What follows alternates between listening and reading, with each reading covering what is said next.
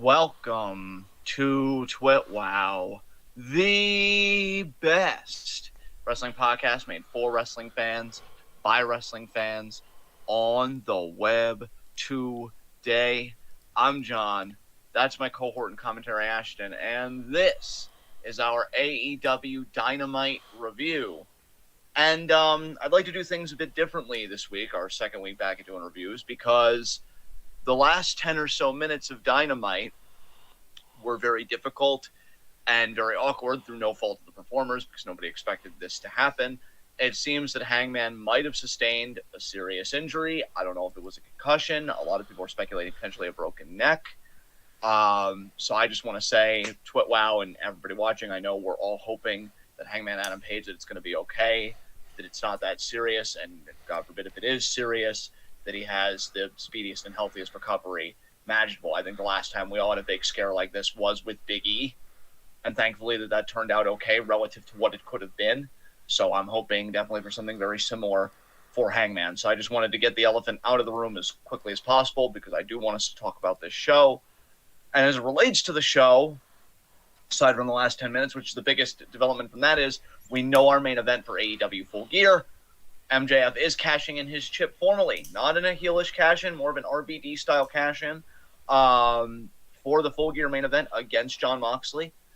And, yeah, some interesting developments with MJF tonight as it relates to, the world title and Blackpool Combat Club and all that. And speaking of Blackpool Combat Club, they're also just as a unit having some interesting developments. But on the show as a whole, this episode was...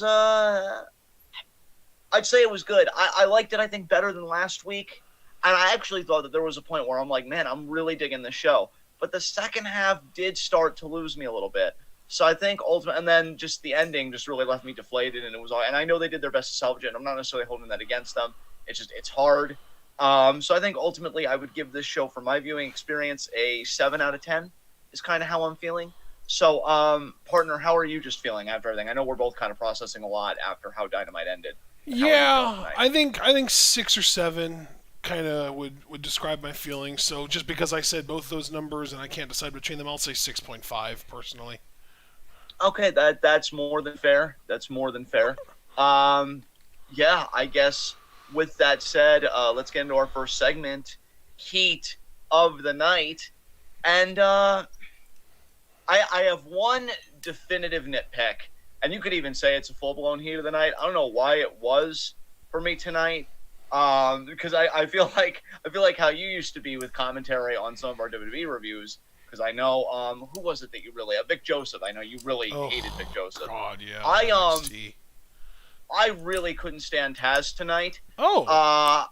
Yeah, Taz kind of annoyed me tonight. I think where it started for me was actually the Tony Storm Hikaru Shida matchup. Oh. Because they were talking about the Ice Ribbon tag title, and Taz started a joke "Oh, I know a guy that was that could have been the ribbing champion in the locker room." So they kind of did a riff on ribbon with ribbing, right. And I just felt it was low key disrespectful to Ice Ribbon. Yeah. You're promoting another promotion. This could be a chance for them to get more eyes, and you're kind of making fun of their name in a way by doing a derivative and stuff like that. And then in the Jericho Dalton Castle match, he's all pro Jericho, and see, I hate this. I don't mind heel commentators. In fact, I welcome it when you have the personality for it, and I want to stress, when you have the fucking personality for it. I liked Paul Heyman as a heel commentator when I was working off JR. I've listened to some of Heenan stuff. I think it was great too. Hell, even Jerry Lawler when I was a kid. Good stuff. I don't know if he really knows how to be a heel commentator today, because Tyler's actually doing a pretty decent job of it. He was defending Jericho at every turn with his whole, destroying ROH to the legacy. He even had a great line who cares? He can do whatever he wants. He's Chris Jericho. It's so straightforward. But I'm yeah, that works. He's a douchebag, and that's what he would say about himself. But then when he attacks Jerry Lynn and they go to attack, I think his name was Ian, the commentator before that. Ian Riccaboni. Taz is whoa, Chris, that might be too far, man. And I'm you were literally defending him the whole match to the point where the babyface commentators were even calling him out for that. You were just defending him. And I didn't know he was going to do that. Why would you care? So, yeah, Taz really annoyed me tonight. In fact, the more I think about it, I would just say Taz's commentary for me was the Heat of the Night. It really kind of detracted from my enjoyment of the show. Again, between, not really giving Ice Ribbon their due and more worried about getting yourself over and being funny and getting a pop at your little table rather than getting Ice Ribbon over. And then that commentary for the Jericho Dalton Castle match, that really annoyed me. So, that's just my heat of the night. I'm going to pass it to you, brother. Did you have any heats tonight or nitpicks or anything you want to get off your chest before we formally get into our review? I don't think so, no. I mean, I will say I do think that it's kind of starting to get to a point that it feels cheap to have as many title matches on TV as AEW does, and they're just all retentions. Like, I feel like there are at least one or two title matches every single week, and titles almost never change hands on TV. I know they have before, and especially like the TV title, I feel like is the one that changes the most on TV. But really, other than that, when I say the TV title, I mean the TNT title, not even the TBS title, because that's never changed hands. But the TNT title has changed hands on TV a bunch. But other than that, I don't really feel like any other titles change hands on TV very often at all. And it's literally called Title Tuesday, Title Tuesday Night Dynamite or whatever. And there were 4 championship matches and there were 4 retentions. So I'm just like, I guess I had hopes that there would be one title change tonight, even if it was like something simple, like, even honestly, I think the one that I wouldn't have been rooting for or happy about would have been if the Best Friends in Orange Cassidy would have won. But any of the other 3, if Sheeta would have won, or if Dalton Castle would have won, or even Hangman, I think it would have been interesting. I would have not preferred Hangman to win, but I would assume that would be because they want to transition over to MJF. And of course, even if they wanted for that to happen, it couldn't because of the circumstances of the match. So we'll talk about that later, but no real heats of the night. Just the small nitpick being like, let's, if we're going to advertise a show around having a bunch of title matches, let's maybe like do something with it instead of just everyone retains, Yeah, that's definitely understandable. All right, guys, let's get right into our AEW Dynamite review. And we have a very fun opener here. We got the AEW World Trios titles on the line. It is Best Friends versus Death Triangle. So Best Friends represented Chuck Taylor, Orange Cassidy, Trent Beretta. Yeah. Death Triangle being Pac, Penta L, Zero, M, and Ray Phoenix. So I really love this. Brother, what did you think about this opener? I don't want to give thoughts on matches. It's AEW. Pretty much all the matches are good. We'll talk about a match if it's exceptionally bad or exceptionally good, but this was just a solid trios match. I have never really been that into the Best Friends in ring. I'm not super into Orange Cassidy in ring. So as great as the Lucha Bros and Pac are, this match was just solid to me. It wasn't anything special. I think the one thing we can talk about to get some discussion out of this was the narrative beat in the match. We saw at one point Pac wanting to use the hammer against Cassidy, which has kind of become a trope for Pac recently, against Cassidy. Phoenix stops him, takes the hammer away, and is telling him, you don't need it. You don't need it. And that almost cost them the titles because Pac got rolled up. But, ultimately, Death Triangle do retain after Phoenix hits a Fire Thunder Driver on, I believe, Trent. I did say on my notes, Phoenix is so goddamn scintillating to watch in the ring. He's one of the most exciting wrestlers in the world right now to watch. Yeah, full agree. They continue to exchange words after the match, but tempers, get put aside. Tempers are cooled, and tensions are lowered and stuff like that. So it seems like they're back on the same page. Interesting though, because here's the thing. I do notice that Pac obviously comes off more of a babyface to me when he's working with Phoenix and Penta as Death Triangle. Yeah. And they're really a lot of fun. But, I mean, clearly in AEW, you saw the match with Orange Cassidy last week.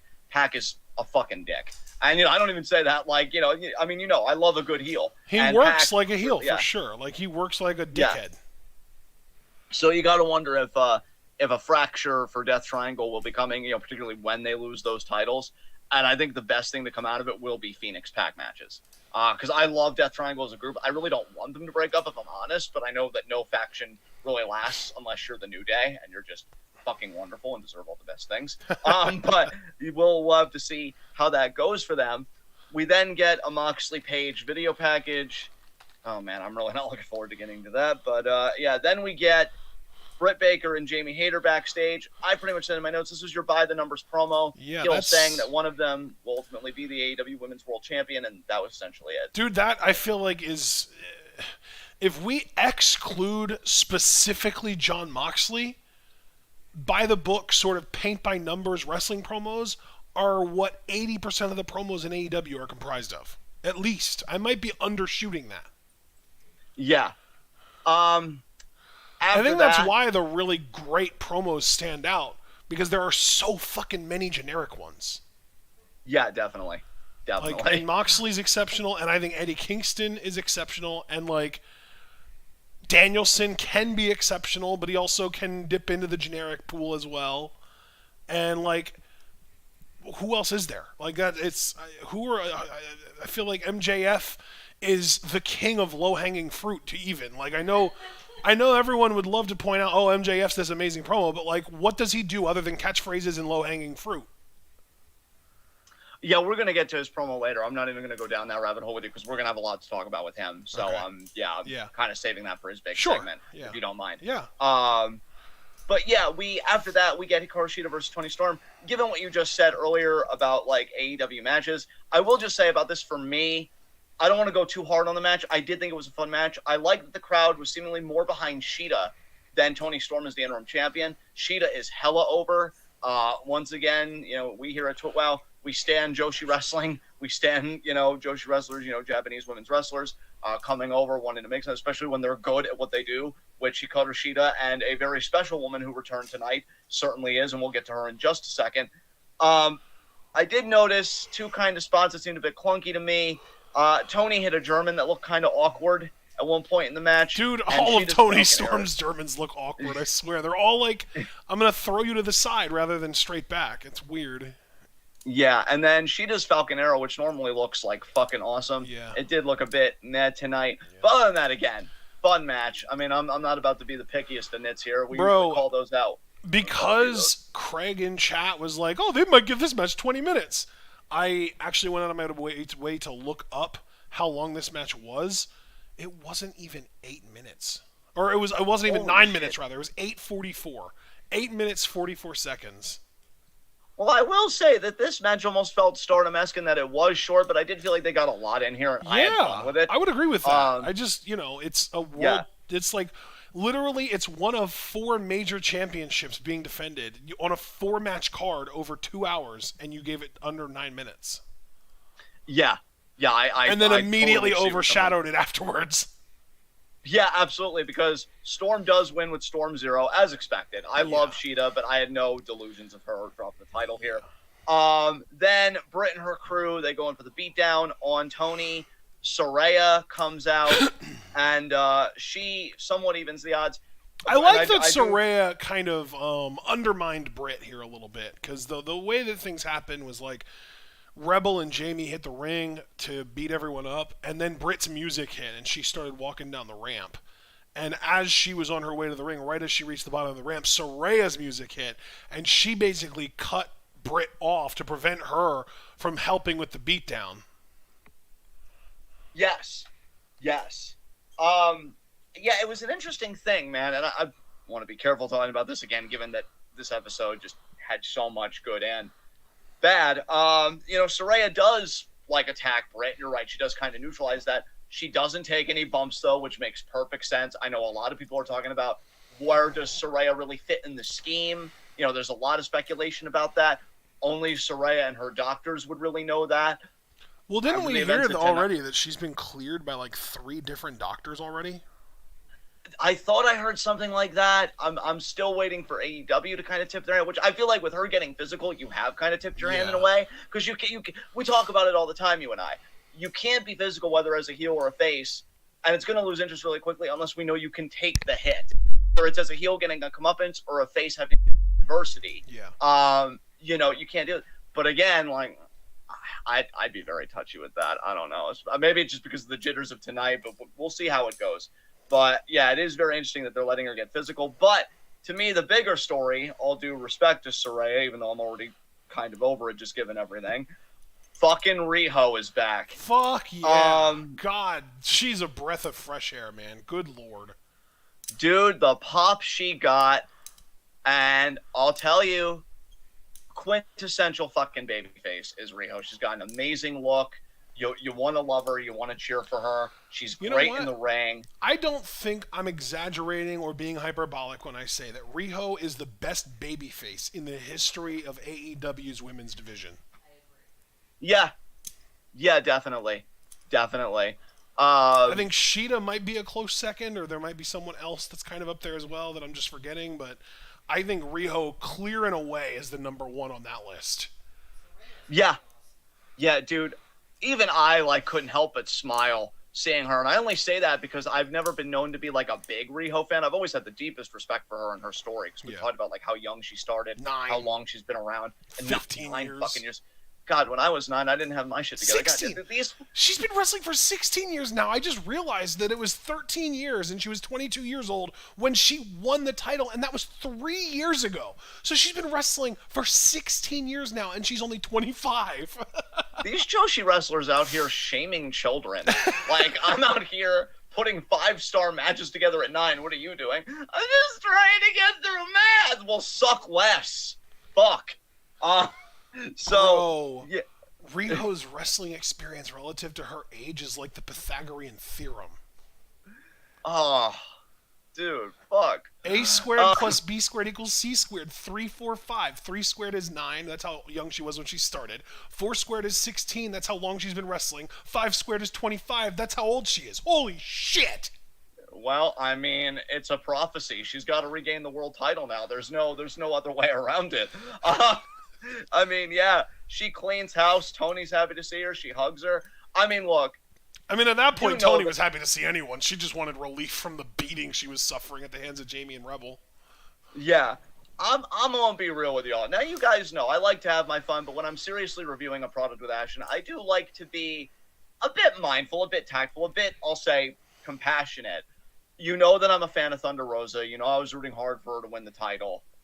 Obviously, there's been like a lot going on with her. She's dealing with an injury now. Now Tony's the interim champion.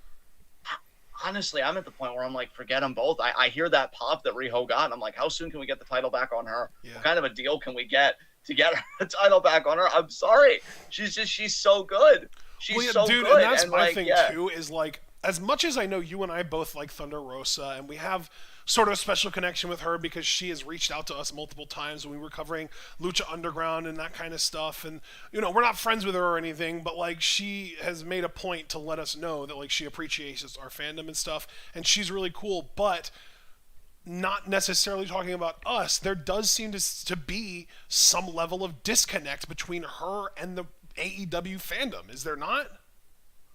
There does seem to be, especially when you compare it to the pops that even a Jamie Hayter is getting as of late. Yeah, Jamie Hayter right now is more over than Thunder Rosa has ever been in AEW, or at the very least, more over than Thunder Rosa has been since before she actually signed a contract with AEW, when she was making those spot appearances while she was still with NWA.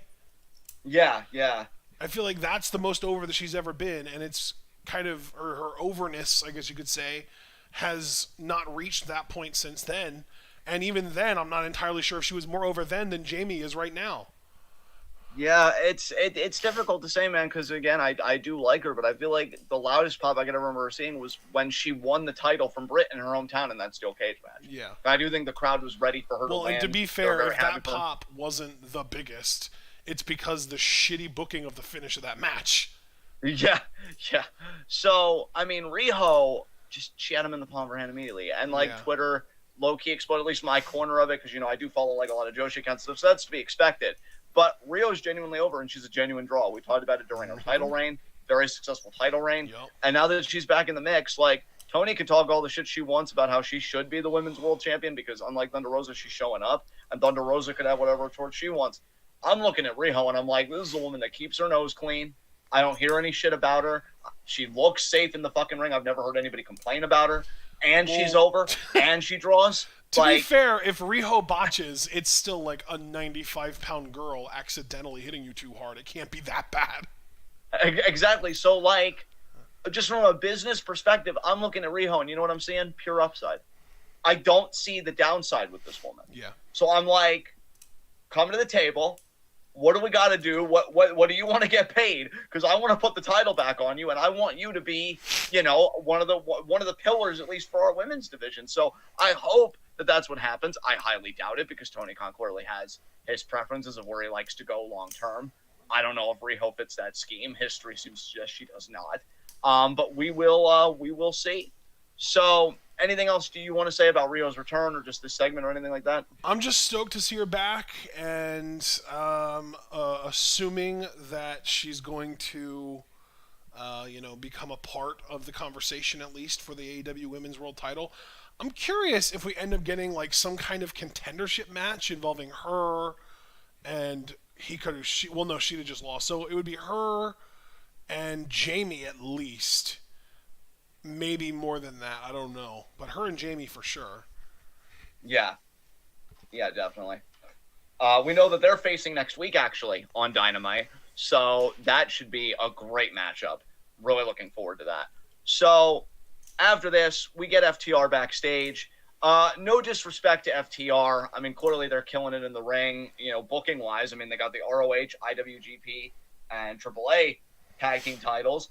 But their promos, again, I use the term, and not disrespectfully, but it's by the numbers. They say, once again, want to be the greatest tag team ever. We don't know if we're going to achieve that, but whatever. And they are the number one contenders for the AEW tag titles, and we don't know when they're going to get that title shot. I'm presuming Full Gear is when that'll go down.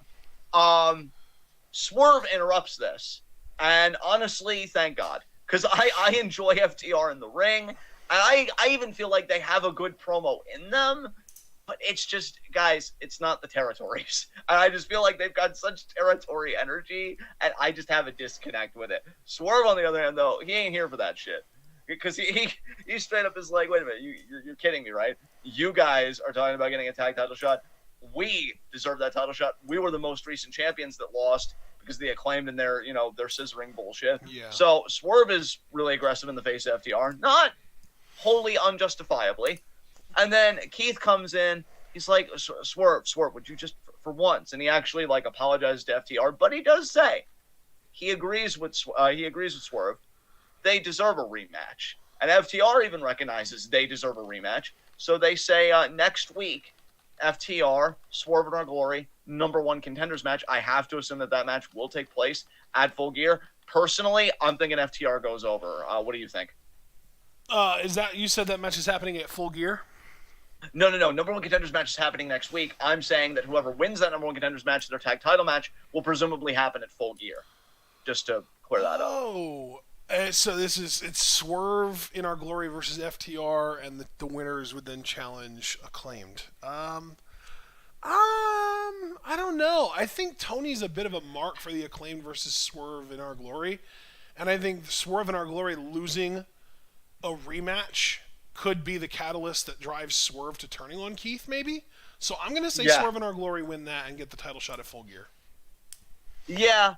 Plus, I'm sure they want FTR, regaining the AEW tag titles, because I know this wouldn't be their first run with them. Maybe they want it to be a bigger moment for them, especially because they would have the run as baby faces this time. Yeah. So, who's to freaking say?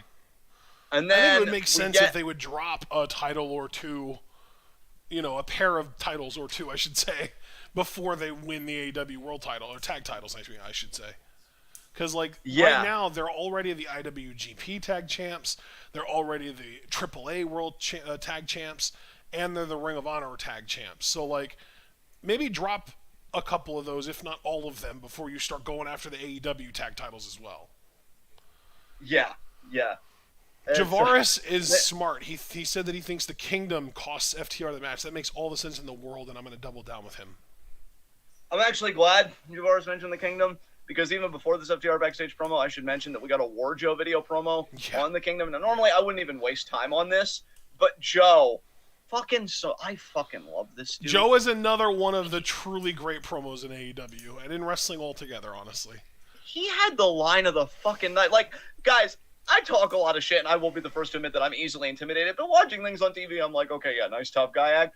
Joe legitimately scares me, because I got goosebumps at this line. He said, you guys are two men that had 6 million ways to die, and you still chose the worst one. And I'm like, fuck, I'm out. It was all him. It was all him. He did it. I didn't do shit. I'm telling you, if I was being interrogated and Joe walked in, I would snitch my fucking ass off. I know Stokely hates snitches, and Stokely, I love you, but nah, I'm snitching on a bitch. Fuck that. He said that line, and I'm like, oh, fuck. I'm really glad not to be the kingdom. So, yeah, Joe, look, I don't care what motherfuckers want to say. Is he injury prone? Isn't he? I know he's had a rough go. Probably is, if we're being honest and fair. I don't care. That dude can talk all the fucking shit out of my body. Because I felt my bowels void after that line. This dude is not to be trifled with. So you literally shit yourself. Yes. And I would, if he said it to my face, I'd be like, no, you don't have to. I'm going to take myself out. I'm going to drive all the way to the ocean. I'm going to walk, and I'm going to live stream it so that you know that I'm not lying to you. Because I'd rather do that than have him get his hands on me. Dude is a certified fucking badass. Unlike this little bitch, and now I can bring it back more to the present, we got, in my mind, I don't know how you guys felt about it. We got a nice, healthy audience here. I appreciate you guys coming out. Leave a like if you haven't yet. We get fucking Jay Lethal and Darby douchebag Allen in a face-to-face. Can you guys tell about this? This was my low point of the show, I think. Other than the Hangman injury, this was my low point of the show as far as what was actually planned. Yeah, dude. And this is just me being truthful, because I could keep ragging on Darby, and I want to so bad, but I don't want to get caught up in my own bullshit.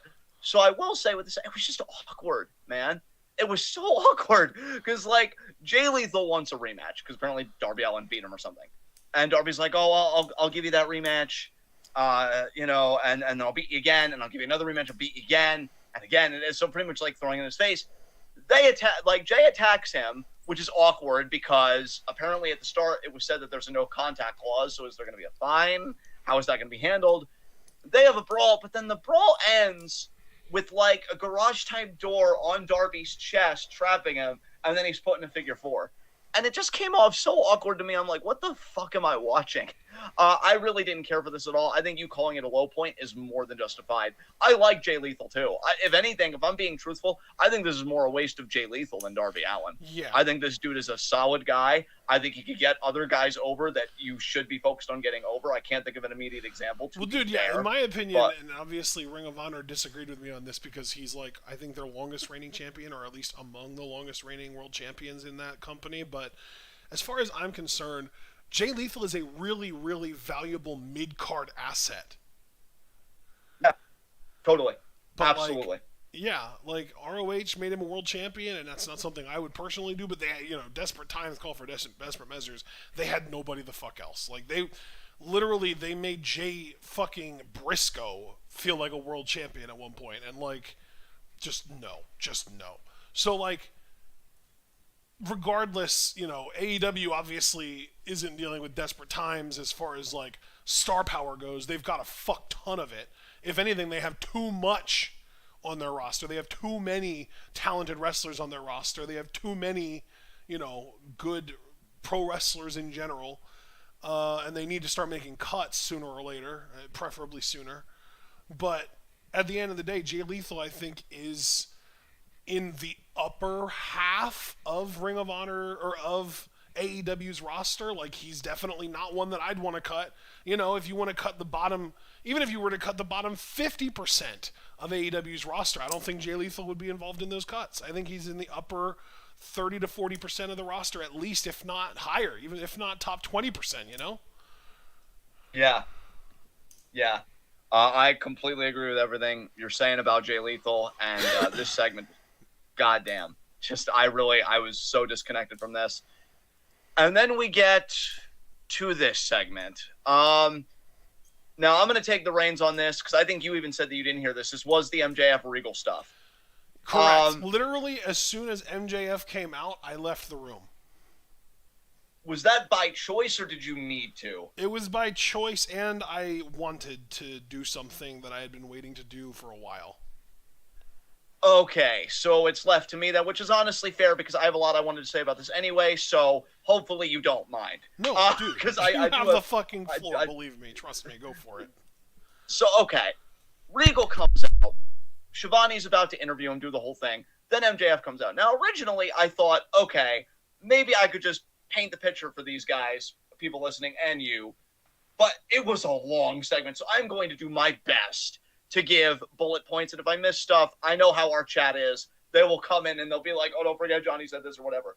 Essentially, MJF talks about the history that he had with Regal when he was training in Create a Pro, and WWE was the only thing on his mind because at the time it was the only game in town, whatever. And he tells this story about how, like, Brian Myers and another guy who really I know did hear what this his part. name was. It was Pat Buck. Pat Buck, that's right. I said, congrats, kid, you got your shot. So MJF and a bunch of other guys, they go. And in front of Arn Anderson, William Regal, and Dean Malenko, they have these tryout matches. First two guys, immediately after the lockup, apparently Dean Malenko's like, get the hell out. Like, we're just not liking it. MJF is nervous. He goes, he has his match. Blows Regal's mind, apparently. Regal's like, kid, come with me. You've got 3 minutes to sell me yourself. Do it. Do it now. After 3 minutes, Regal says, kid, I'm getting you a job today. Fast forward, obviously that didn't happen. And, he says, look, when I put my name on somebody, it means something. And he says, MJF says that Regal put his name on Castagnoli, Danielson, and Moxley. So Blackpool Combat Club. Very interesting. And then Regal says, look, couldn't really make it happen, but you work every day, whatever. Send me a promo. Keep sending me your stuff. Have a match. Send me a match each month and a promo, and we'll keep track. MJF does it. Regal still doesn't get on the job. At one point, he even more or less says, you can stop contacting me. We're looking for worldwide talent. You're too young, because I think MJF was only 19 at the time. Now, here's the thing, and I'm going to cut in with my voice now. This is we're moving from recap, and we're starting to get into review here. I wanted to like this so badly, because I know Ashton isn't really a fan of MJF's promo style. I think a lot more people are actually in Ashton's camp. I'm noticing on Twitter and stuff, and that is completely understandable. Not my gripe, obviously, isn't with any of them, clearly. I like MJF's promo style. I like how he set the scene for this. But then two things happened, and I'm like, fuck, you lost me. And no, it isn't even that he yelled, which I know, again, is something for Ash personally, he doesn't like that. And MJF's promo thinks he yells a lot. I actually noticed that, again, a lot online. People are noticing that about MJF's promos, too. I don't really mind that. I'm ambivalent about it. What got me about the MJF promo was he says, look me in the eyes. This is real life, goddammit. So he uses that term, real life, which I start to check out. And then he says, when I got that email from you that we're looking for global talent, all this kind of stuff, you're not ready yet, all that stuff. When I read that email, I wanted to kill myself. Now, I'm going to take a little detour here just to give you guys my full, complete thoughts. And especially because we don't review this product anymore, this might be the best chance I get to have to talk about stuff as long as it's relevant on WWE. I mean, AEW talked about WWE a lot in this segment, so I feel like it's only fair that we get to do it in reviewing it. Bray Wyatt did a fucking amazing promo last Friday. Now, there is some controversy in terms of audience reception to how it ended. Some people thought it was cringe. Other people thought it was masterful. I've come on the side of masterful after watching the promo 7 or 8 times, because I realize, Javaris. Yeah, Javaris. And we'll see if we're still on the same wavelength, because I don't know if what I'm about to say about the Bray promo, if you felt the same way. I've watched the Bray promo 7 or 8 times. And about the 5th or 6th time, I started to get what other people were saying, because they're like, guys, the whole thing was a work. And if you listen to Bray carefully, he says, this is a version of myself that I'm showing to you guys for the first time. And yet it's just sincere enough that you fucking believe he's being genuine, to the point where he probably is being genuine, but he's doing it for a higher purpose to introduce a deeper character. And the language he uses when, you guys chased me, you chased rabbits. When I would run away and hide, you would find me. So again, this whole white rabbit stuff, it was a masterclass. I will show on my cards right now, and I will say, for our year-end awards, it is currently my promo of the year. Why? Because every time I watched it, I teared up. I could not watch that promo without crying. And he never said, this is real life. He did say, this is the real me, genuine me, for the first time. But he had a vulnerability that wasn't forced or contrived. Like, I feel like when Max wants to be emotional, you know, with the whole ADD-addled Jew boy, like, it never comes off as really vulnerable to me. He actually did better when he did it in the Punk program than he did here. Yeah, I was going to say, I feel like the biggest reason that it never comes off as actually sincere is because of how many fake sincere promos he's already cut, only to turn the other cheek and go back to being a dickhead the next week at the latest, sometimes within the next few minutes. Yes, that is a big problem, because with Bray here, when he's talking about losing his self-confidence, losing people close to him, and unlike, you know, MJF where, you know, he had to name drop WWE and get all that, he didn't say the name Brody. He didn't say the names of the people he lost. Yeah. But you knew and you could see it, dude, his eyes. It was a great situation because it was like Easter eggs where if you know, you know, and if not, you can still understand it. Exactly, because his eyes communicated everything. Yeah. This dude looked like he was in so much pain and so vulnerable, but he also looked liberated, because I believe the character when he said we as an audience saved his life. And again, I bawled my eyes out. First viewing, I bawled my eyes out. Easily my promo of the year. So why do I mention that? Because it was real. It was real while also servicing a character. That is promo work that is fucking masterful. I've been seeing people shit talk Bray, which is their right to do. You know, no wrestler is ever going to be universally beloved. But I saw a line that was like, no wrestler encapsulates, and then the bell rang, quite like Bray Wyatt, to which my retort would be, clearly you've never heard of Karrion Kross. But, dude, I've noticed this weird growing sentiment in recent months / years that Bray is not good in the ring. It blows my mind. Do people think that he's gotten worse? That he's like forgotten how to wrestle, or that he's gotten worse at wrestling since that insane 2014 Royal Rumble match with Danielson? Yeah, I don't know, brother. I don't know.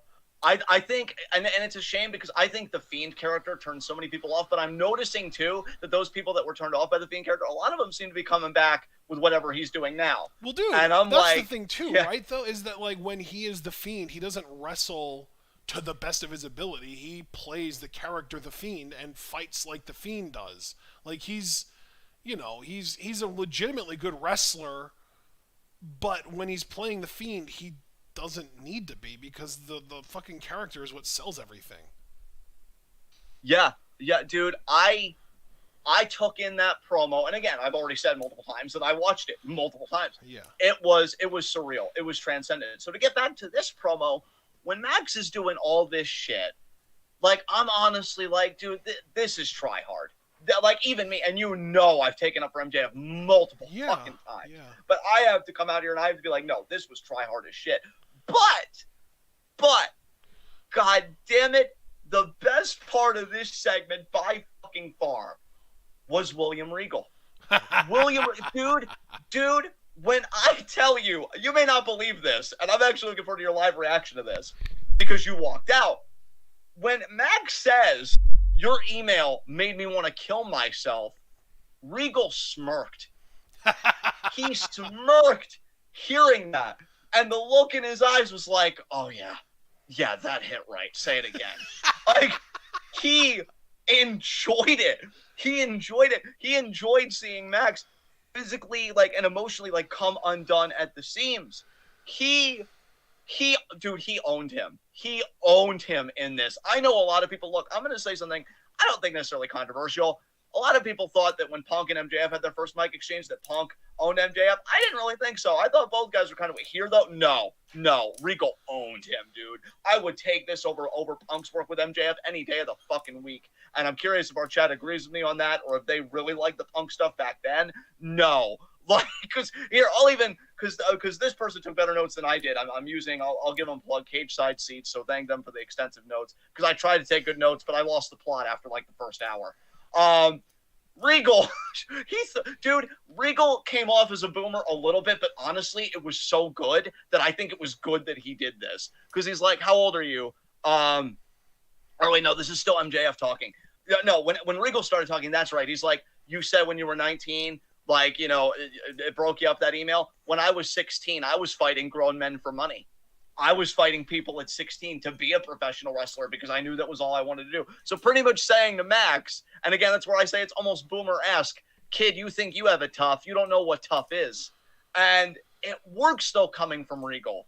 Because if you know the guy's story, how he's dealt with addiction problems, how he grew up in Blackpool, and I think that partially was a character, but it was informed by true shit.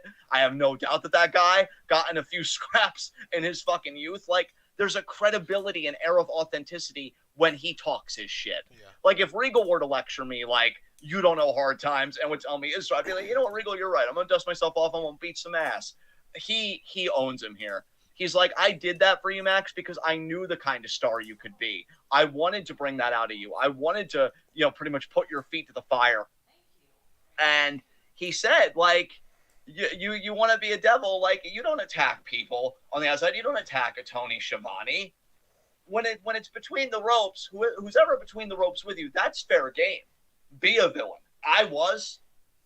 But you don't go after, like, pretty much personality. Again, he mentioned Schiavone and stuff like that. Then he says, listen, you want to be a devil, you want to be a villain. And then he shows his back to MJF. Pretty much inviting him, like, go on, take your shot. MJF couldn't do it. And Regal looks at him. He shakes his head like a disappointed father. And he's like, you still have so much to learn. And he leaves. Dude, Regal's half of this. I will tell this to everybody. If you want to know how a promo is cut, watch. Holy shit, you have so much to learn. That's cutting. Dude, if anybody wants to know what a good fucking promo looks like, and I'm talking S tier, not that B tier shit that everybody overhypes, and I've done it, everybody's done it. If you want to see really good promos, watch Bray Wyatt's return, because the USA Network, WWE on USA and WWE on Fox, they've uploaded the full segment, so don't go to WWE's YouTube channel, go to those other ones, or just a fan account, whatever. And then watch Regal's half of this promo from tonight, because he fucking carried this shit. He carried this shit. Full stop. And again, I've taken up for Max. I've thought he's done good promos. I think he's got a great look. I'm really looking forward to him versus Moxley at Full Gear, genuinely, because I enjoyed their first matchup, especially after rewatching it when I wasn't so fucking exhausted from a 4-hour show prior. So I think it'll all be good, but man, you got to change up your promo style, because like it's really starting not to work for everyone. It already wasn't working for you. I'm noticing more people kind of go in your mindset and your temperament with MJF promos, and even me with him trying to be like, this is real life. If I wanted to believe that it was real life, you wouldn't have to explicitly tell me it was real life. Bray didn't have to tell me it was real life, because his eyes and his face where he looked like he was about to fucking cry because the fans were on their fucking feet saying thank you and welcome back. That's how I know it's real life. And then wanting to go like, oh, it made me want to kill my, like, dude, you tried to do it last week and it was weird because you've been like just a pure heel. And, like, this is even worse than trying to be a cool heel. I really feel like this is either trying to be a tweener or trying to be whatever the fuck, unless it's, again, another fake out, which you already said has been totally played out by this character. Yeah. Get your shit together, dude. Like, what are you doing? Like, Regal just came out here and he owned you. He owned him. Anybody can watch. I encourage you, dude. Skip all the MJF stuff because you already know what to expect. I think I will. Yeah. I'm going to have to, for sure. Yeah. Like, Regal, put him in his fucking place. And honestly, he owned him the moment that MJF said, made me want to kill myself. And all Regal could do was smirk, which honestly, in any other context, would be a callous response. But given that this is pro wrestling and clearly MJF was going for some kind of a reaction, which I will say this, to be fair and to give a completely objective account of what happened, MJF got the crowd to boo Regal. Until Regal talked, and then I think they were applauding him again. But after MJF's promo, they got him to agree with MJF and boo Regal. So MJF did accomplish something. He did get a reaction, probably the reaction he wanted from the crowd. And yeah, I feel like, yeah, that was probably the best thing you could say about MJF's promo, was that it did what he probably set out to do. But if we're looking at our personal tastes and what we respond to, yeah, Regal owned him here. Regal's half of this was fucking fantastic. And Regal and his relationship with MJF on his side of things is honestly one of the things keeping me invested the most. Regal, you want to talk about assets? We're talking about Jay Lethal being an asset. William Regal is a fucking asset. And I don't know how Triple H is feeling now that he controls creative, that Regal, like, he can't get him back. But I'd be banging my head against the table, because how the fuck do you lose that? God damn. Uh, just Yeah, Javaris, I agree. I agree. Like, yeah, Regal pretty much like I don't fear you, and I don't really respect how you do business. And you tell that MJF, the character, Regal got in his head based on how the show ended, which we'll get to. But yeah, this was great for the William Regal half. Absolutely. So yeah, when you do go back, brother, that's absolutely what you should watch. Yeah. Just really good, really good. So, We do you want continue to though. learn? Would Yes, you like to learn a new term in statistics today, John? sure. Because I think this is very applicable to this situation because I think it applies both to MJF and to Tony Khan as far as the way that he books AEW. Okay. Have you ever heard of the term overfitting? No. Okay, so basically, overfitting is when you too closely align a function or a model to a limited set of data points. So basically, if you show me a trend where in week 1 it's 1, in week 2 it's 2, in week 3 it's 3, week 4 it's 4, and I immediately jump to the conclusion, oh, it's increasing by 1 every week, but then I didn't see that the following week it was 6 instead of 5, and then the following week after that it was 11 instead of 6. That's called overfitting. It's basically trying to make assumptions and trying to make a model based on too small of a sample size and too few data points, right? Right. I think Tony Khan is guilty of this as far as the way that he books shows, and I think that MJF is guilty of this as far as the way he cuts promos. Yeah. I think there's definitely... Because I think MJF, with his promos, I think he tries way too hard to say the things that will make the crowd in the actual arena react the way he wants them to, rather than thinking about how to just tell the fucking story. Yeah. And Tony, I think, is too obsessed with the numbers and figures that he sees every week as far as quarter hours, ratings, and stuff goes. And he goes out of his way too much to book to what in the past has made people tune in versus tuning out, rather than just trying to use your roster as well as you can and, again, tell the fucking stories. Yeah. Yeah. Because I say tell the fucking stories, but the most appropriate answer to me saying that is what stories? Because there are not very many in AEW at any given time. No. And, that's a problem. And fucking thank goodness for William Regal, man. Because, you really see the disparity in ability and, what can happen when you have guys that can be genuinely great storytellers in your fucking company. Yeah. Because, man, he stabilized this shit, and he even made it fly a little bit. All the respect to William Regal for his half of this. And, I think we can move on, because I know you didn't see this, and I really fully said my piece. Again, guys, some great promos the last couple of days in wrestling. William Regal and Bray over in WWE. So there are quality mic workers. It's just MJF wants so badly to be one of them, and it's really starting to show that you're not quite there yet. Bro, you know how Punk said that MJF was just a less famous Miz? Yeah. I feel like MJF is like the fucking antithesis to Austin Theory. I'm going to need you to elaborate on that. I feel like they're equal opposites. I feel like they are parallel to each other in every way except for what they're actually good at in wrestling. I think that, MJF and Austin Theory, they're both these super young prodigy wrestlers that were basically groomed for a spot in WWE. Both thought that they were going to get in a lot earlier than they did. Both had to wait a few more years. But eventually, rather than going to WWE, MJF chose AEW, and Austin Theory got into WWE as well. But the biggest difference here is that Austin Theory is like all in on the in-ring stuff. Like Austin Theory is like this freak athlete. He's a bigger dude. He's got more of like the typical wrestler look with the big muscles and stuff like that. He has more natural gifts. MJF lacks in some of those categories, but he makes up for it with his talking and with his mic and with his character and all that shit. So, equal opposites in the sense that they're equal as far as their path in the wrestling business, but they're opposites as far as what they're good at. Right. Yeah. Yeah, I think that's fair. I think that's fair. Moving on, we get the Acclaimed, and yeah, they pretty much set up a match for Rampage against Mark Sterling's boys. So it's going to be Tony Nese and Josh Woods, who I really like Josh Woods, so I'm excited for him to get that TV time and that opportunity. Yes. It's going to be Titles versus Trademark, so they're looking to get. Did you say this was on Rampage or is this on Dynamite next week? This is going to be a match on Friday, so Rampage. Rampage, okay, thank you. Yeah, so it's Titles versus Trademark. I guess if the Acclaimed win, they get to legally scissor again. So a lot at stake here. Now, I had to get food for this, and I'm kicking myself because reading what happened is very interesting. We get Renee sitting down with Danielson and Yuta. Did you see this? Oh, damn it. No, I didn't. Fuck.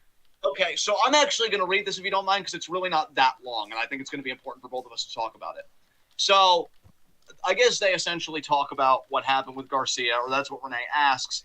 And Danielson says he has high hopes for Daniel Garcia, not so much for being the next American Dragon, but he could be the next great technical wrestler. Yuta is holding back and says he and Claudio saw Garcia coming a mile away, and he was clearly just using Danielson to get what he and Chris Jericho want. And he thought when he bled for BCC, that meant something. It means something to Mox, and it means something to Claudio, but he shouldn't have met his hero because it clearly doesn't mean anything to Danielson, and then Yuta apparently stormed off. So Yuta is pissed. And honestly, I think he's justified, given what we've seen in this story. I can't find myself blaming Yuta. I find it interesting, though, that Danielson, because he was so overeager to win Garcia over to quote-unquote pro wrestling, he might have caused a crack in the Blackpool Combat Club. So now that I'm reading this to you, what is your instant reaction to this development? It's interesting for sure. I kind of get where Danielson's coming from, and I get where Yuta's coming from. I understand both of their perspectives, and I think they're both valid. So I think those are the best stories in wrestling. So congratulations to Tony Khan for writing this one. Yeah, definitely. I'm hoping that this culminates, and I don't want them to hotshot it. If you want to build it up, I mean, I'm totally okay with that. But I'm hoping that this means we'll get, at some point, Yuta and Danielson to maybe, work all the kinks out, work all the frustration out in the ring. I think that could be a very Well, and that's the interesting thing, too, right? Is that it feels like Wheeler Yuta is John Moxley's protege. Danielson doesn't really have one, and then Claudio kind of doesn't really have one either. Yeah. And Danielson, I think, got so enamored with the idea of being Garcia's, or at least giving Garcia some guidance. And yeah, if I'm Yuta, again, like, this is the dude in Danielson that you put what was once my ROH pure title around Garcia's waist, only to be betrayed by the guy. It's like, yeah, like you said, you could see his perspective, and I could see Danielson's. He sees a lot of promise in Garcia, and you always want to look out for people that either you see yourself in or that you feel like have more to offer than the situation that they're in. Yeah. So yeah, I like it. I like think it. We're willing to overlook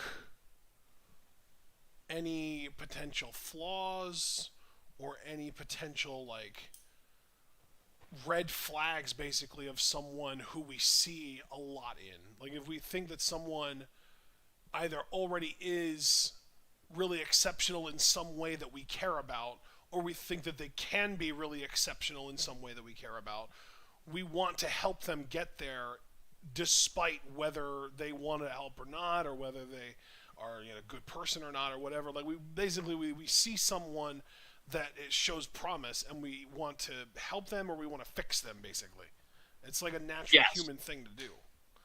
Yes. And with how fucking passionate Bryan Daniels says about pro wrestling, like, it makes all the sense in the world that he would see Daniel Garcia and want to help him and want to, quote-unquote, fix him, even if you could argue that there's nothing that needs fixing. Right. Okay, so did you see Jericho versus Castle? Because that was our next thing. Hell yes, I did. God, okay. I'm going to let you take the reins on this one. Okay. How'd you feel about this match? I fucking love Dalton Castle. I was a little bit underwhelmed by the match. I thought we would get a little more time. I thought Dalton Castle would get a little more offense in. I'm a little disappointed that Chris Jericho kicked out of Bangarang. That fucking sucked. But just getting Dalton Castle on TV at all is really nice. And Jericho has been still, every time he's in the ring with one of these former ROH champions, it's a good match. Even if it's not an amazing match or a 5-star match or whatever the fuck, Jericho's still hanging with these guys, and they're like 10, 15, 20 years younger than him. So props to Jericho. It was a solid match. I loved when the boys beat Jake Hager down 4-on-1, and then I was disappointed when he turned the tides and kind of picked them apart one by one. Like I said, disappointed Jericho kicked out a bangerang, but yeah, Jericho won with Judas Effect. And then we got a post-match segment that I hated. Yeah. So I was kind of straddling the line between being underwhelmed and even low-key just actively disliking this. I thought Dalton Castle was great. Like you, I've got no problem with anything Castle did.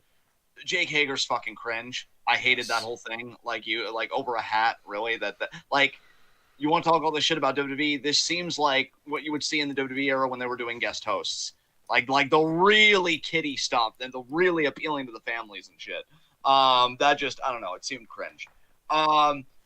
Didn't like either, like you said, that Chris Jericho kicked out of Dalton's big finish. Maybe I'm a bit spoiled on Japanese wrestling, but I feel like it's always better to just not hit it and leave that back door open. Or maybe you do hit it and you get a foot on the rope or something, but just a straight kick out, it kind of buries that finish to me. Yeah. The Judas Effect looked like shit, and it made me miss Andrade. So I think I'm also still a bit salty about the Andrade situation, because I'm like, really? This is the guy, this is the elbow that we're fucking taking over the other one that I've seen that looks like it legit knocks people the fuck out. Yeah, okay. The elbow looked like shit to me. I really didn't care for it. And then, yeah, like you said, post-match, I don't know if Jerry Lynn is like another Steamboat and he can secretly still work at his like fucking age or whatever, and it would be like a solid matchup. I'm wondering if that's what it's leading to. Or wouldn't surprise me one bit, man. He's going on 60, but he always took great care of his body, and he probably still does. I think your Steamboat comparison is a great one, because I genuinely do believe that he would be able to work a solid match even with someone Jericho's age if it came down to it. But I don't know if we're going there, honestly. We might have someone come to his defense rather than just him representing himself. And here's the thing. I agree with you about Jericho's work rate and keeping up with these guys. Like, I'd be disingenuous and I would be actively hostile, like if I said anything contrary.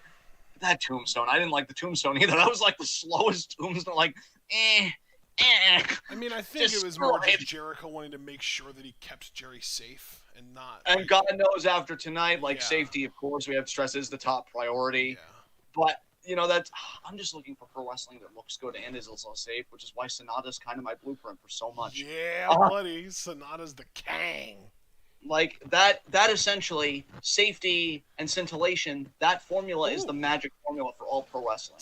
And if you can't do it, you're not a magician and you're not a wizard, Jericho. Fuck you. Damn, bro, you didn't have to go in that hard. Fuck. I mean, I did, and you know what? I'm proud of myself, so I'm taking the win. Taking these hors d'oeuvres too. Anyway. Horse d'oeuvres? No. Yeah. So we come back. We're still doing the.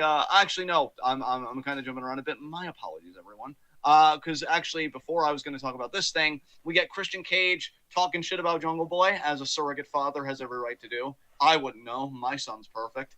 And saying, Jungle Boy, I think you're being kind of ridiculous. Talking about how I brainwashed Luchasaurus. I mean, from where I sit, wasn't Luchasaurus the brains of the operation?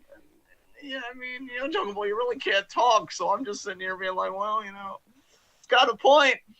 So, Christian and Luchasaurus, and all they're saying they're moving beyond Jungle Boy. They got bigger business. I want Luchasaurus versus Wardlow so fucking bad. Hell yes. Give me that Haas fight, Tony. Please. God, it'd be so fucking good. And honestly, I love Wardlow, but I'd low-key be rooting for Luchasaurus in that one. So yeah, then after that, we get the baddies. They're looking for Nyla Rose because we know she took the TBS championship. She's really been having fun with it. I've low-key been enjoying it. This might be the most I've ever liked Nyla Rose. She's gotten to show some personality, and I'm gravitating to it. Jade is none too happy. She's like, where the hell is my title? And, they explain the situation. They're like, but, I heard that Nyla is going to be on Rampage. She's going to be in Jacksonville for Rampage this Friday. And then Jade is like, oh, well, isn't that wonderful? Because I'm going to be on Rampage.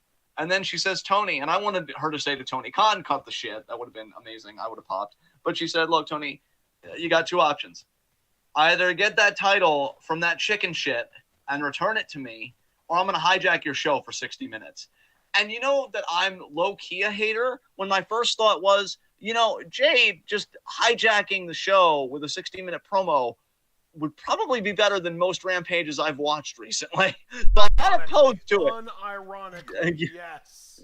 Yeah, like, if you really want to do it, because I'm not stopping you. No, go ahead and do it. So, yeah, that happened. And then we get our main event, our AEW World Title match. What I'd like to do here is I would just like to not even talk about this because we all know how it ended. That's what matters. It doesn't even really matter what preceded it. It's the same thing with like Shibata Okada. You can't say it's a good match, bad match, whatever, because what matters is how it all ended, and it was fucking awful. Again, I hope that Adam Page is going to be okay. They try and salvage it when Rick comes to the ring to congratulate Mox. I don't want to go too hard on Mox here. I felt like his promo wasn't the best thing to say at that particular time because he did have a line here where it's like, oh, hoping he can walk again and play with his children again like he's already paralyzed. And I didn't want to think about that in that moment. Again, I'm not going to blame Mox too much. That must have been surreal for everybody to go through, and he's human.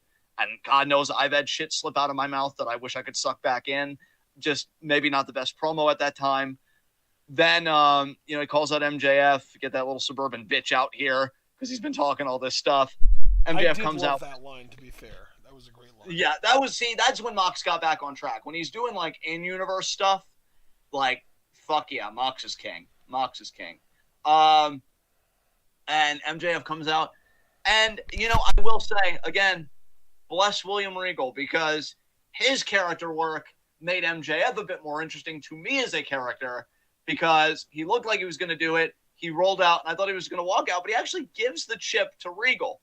And he says, hold on a second, hold this. Now, me being a simpleton, because, I project an intellectual energy, but I'm not, folks. I'm not. Because my thought was, he's going to the back to take his pants off so we can do this right. No. No pants were taken off. This was not a Taichi situation. He instead grabs a microphone and he says, you know what? These people know that I'm a man. A lot of masculinity discourse in AEW recently. Don't know how I feel about that. Yeah, between MJF now tonight and fucking Jungle Boy and this whole thing with Christian, Christ. And I mean, Hangman's promo was terrific last week, but his whole thing was like, you called me a kid, but I am a man. Yeah. Damn it. Yeah. Might as well have been because I'm a father. Damn it. Dude. Oh, God. See, now I want to turn up. But yeah. MJF says no. Yeah, I know. It's so late in the show though. I'm like, what are we doing? I can't turn up now. But no. MJF's like, I'm gonna cash in this chip, full gear. And I'm going to earn it. And I actually genuinely like that line. I like that he wants to do it. See, if he just would have landed the plane slowly on that promo and didn't go full, I'm going to throw in suicide in here, it wouldn't have been anything exceptional. But you combine that with Regal stuff, and I would have honestly said to you, you know what? Solid segment by both guys. It furthered the story. Because I like this. This actually worked me more than his contrived bullshit. Like, is he really going to earn it? Is he going to low blow him in the match? Is he going to use the Dynamite Diamond Ring? I got word by this because now I want to see Full Gear. I want to see what kind of match he wrestles with Moxley. Right. That's the point. So, good shit. Stick to this. Don't be doing hyperbole, being like, that email made me want to kill that, because it's like, dude. And especially when Regal smirks at you, like, do I even need to say it? That smirk buried you more than I ever could. Fuck. So, yeah, stick to that. That works. That's effective. And then Moxley kind of takes that whole idea of earning it, and, he's pretty much saying, like, you've earned a beating. But he's far more descriptive, obviously. He's like, you've earned my fist down your throat, my foot up your ass, that kind of thing. And that's how we end the show. So that was Dynamite. Again, really hoping Hangman Adam Page is okay. I know we'll hear things in the coming days. We may even hear something late. Someone reported that he did give the crowd a thumbs up as he was being, carted out. Okay, thank God he at least has like movement. I'm curious though in the coming days what else we'll see. And yeah, like I know the last time all of our hearts were in our throats were with Big E, and he actually came out of it a lot better than I thought he would, if I'm being honest. And I was immensely grateful for that. I'm hoping for something similar here. But yes, that was Dynamite. And again, we know the main event for Full Gear. It is MJF It is Jon Moxley, AEW World Title. With that said, let's get to our next segment, high spots and low shots. I am going to say that my low shot, I want to think carefully about this here. I'm gonna play it safe. I'm gonna give kind of a meh low shot. I'm gonna say Hikaru Shida had a shot at the AEW Women's World Title. Yeah, that's fair. Lost the match, and immediately kind of became an afterthought just with both Saraya and Riho especially returning and coming back. So Hikaru Shida, who I love, and who is like she's got a lot of momentum, and she's still got fucking 2 championships. So it's not like she's hurting. She will be my low shot tonight. So who is your low shot? I'm also going to keep mine simple and give it to Dalton Castle because even though he wrestled a solid match, his boys got abused, his finisher got kicked out of, and his loss got immediately overshadowed by other bullshit that didn't need to happen. Yeah, I'm taking this one for high spot. 1, because you didn't see the segment, and 2, even if you did, because normally if I feel like I know where you want to go for high spot, I genuinely want you to have it because I know I can take a lot of things, but I'm taking this one. William Regal for high spot easily because honestly, I'm gonna put forward a motion that we retire the term Chad because William Regal is the only motherfucker on this planet that I know of today that can smirk in the face of someone that said, "You made me suicidal," and get a pop for it. Like, sorry, man, you lost. It's over. Like, it's over. You lost to this aging Englishman that could still beat all of our fucking asses. You're done. Like, I don't care that you listen to Joe. I mean, that's essentially Oprah for men anyway. Like, it's over. Were you going to say Joe Rogan? Yes. Yes. Joe Rogan is Oprah for men. That's my hot take. Dude, that's actually a completely valid comparison. You could even say Ellen for men, and I would disagree with you on that either. Yeah, so it's over, man. Pack it in, adopt a healthier masculinity. William Regal wins for all time because he Regal wins. I want to say this too, just very quickly before we get to your high spot. He could have played it straight too and played it like within the scene and looked sorrowful. And because it's Regal, he would have done that well too. But the idea that of all of his options, he's like, oh, should I look sad right now? And he's like, no, actually, I want to smirk. This is fucking funny. And like he does, he smirks and he laughs in this man's face, the face of his pain. Like, I've been heard you, don't laugh at my pain. Like, no, like that's MJF crying. Don't laugh at my pain. I've been there so many. Regal's like, all right, bet. It's fucking hilarious. And we love him for it. William Regal, ultimate high spot. Might be the best high spot I give since we've come back to reviews. I don't know if any other one will touch it. He was fantastic. But who is your high spot, friend?